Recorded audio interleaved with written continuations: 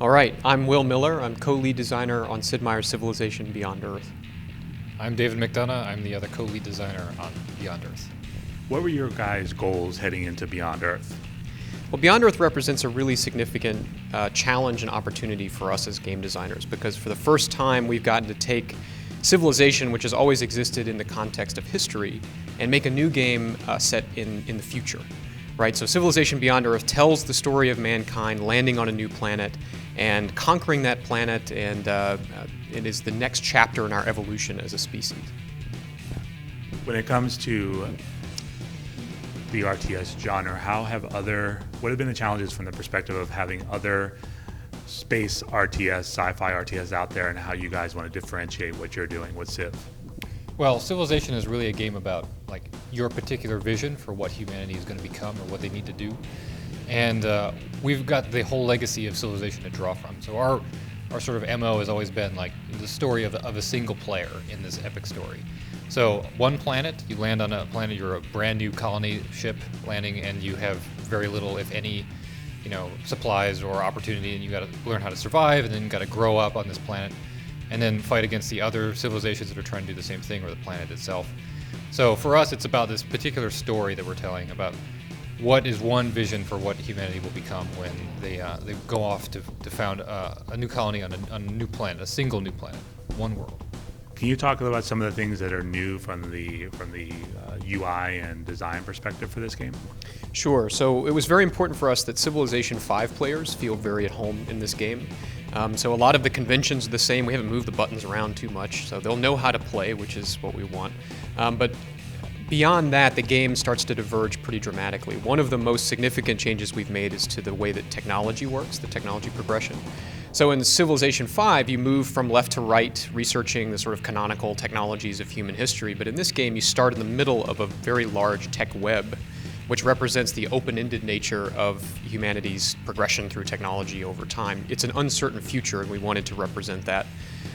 The way that units progress, the way that you customize units is different. There's a whole new orbital layer that's a great new vector for tactical gameplay on the map, and there's the quest system, which delivers a lot of really cool science fiction narrative. So there are a lot of brand new systems that traditional Civ players will find to sink their teeth into, and new players will find really exciting as well. There haven't been many aliens in history, so talk a little about what that has opened up for you guys. Well, yeah, we get to make a planet that is fully alive, that evolves and is vibrant long before any humans ever set foot on it. So when you land on the planet, it's already owned by the aliens, and they will have an opinion about you and what you want to do there. So the aliens play like a player with different rules and a different agenda than the other humans. There can be an opponent or a friend in their own right, and they're going to be relevant the whole game through. Whatever you want to do, however your civilization is going to shape up, the aliens are going to be a part of that, either in opposition to or as a tool that you use to affect your own agenda. So it's been a lot of fun to sort of bring to life these alien creatures, this whole ecosystem, this whole world that they live on, and figure out how the player is going to find their home on it. And speaking of finding a home, there's 3 different ways, big picture ways to play. One group really wants to be one with the aliens. Can you talk a little about those groups? Sure. You're referring to the technology affinities in the game. The technology affinities represent 3 post-humanist trajectories that humanity can go down.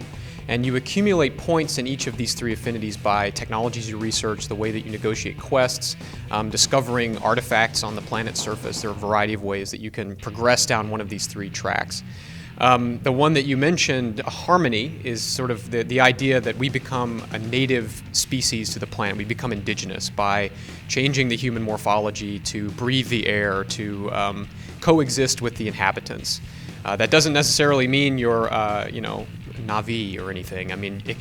You can be the predator just as easily, but it is a way of integrating into the environment. Supremacy, one of the other affinities, is that's the idea that technology is our savior. We are tool builders. We want to be able to live independently of the environment we're in, and we can do that by augmenting ourselves with tech. And then there's the purity affinity, which rejects both of those notions and says to be human is to retain our cultural identity from old Earth and our morphology as it exists now. We're going to build the great libraries. We're going to bring with us the culture and change this world to be a new Eden for mankind.